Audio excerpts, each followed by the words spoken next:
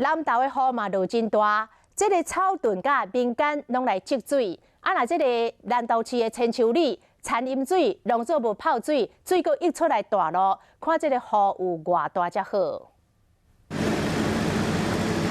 南投受到大雨影响，草屯大甲路拢崩去，连挡土墙嘛拢挡袂牢，还有大树嘛倒落去。大型的机具咧抢通的时阵，土石规地淋落。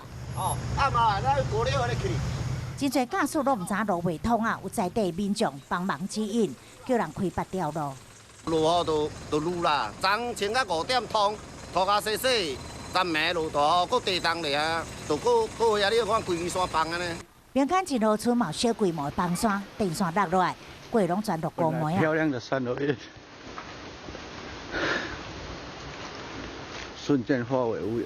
另外，南投的千秋里累积几啊点钟的大雨嘛带来灾情，这过雨水将这田墾拢淹去啊，一寡稻米、水果，还有山药糍嘛拢浸伫水内，而且这水阁溢到大路里。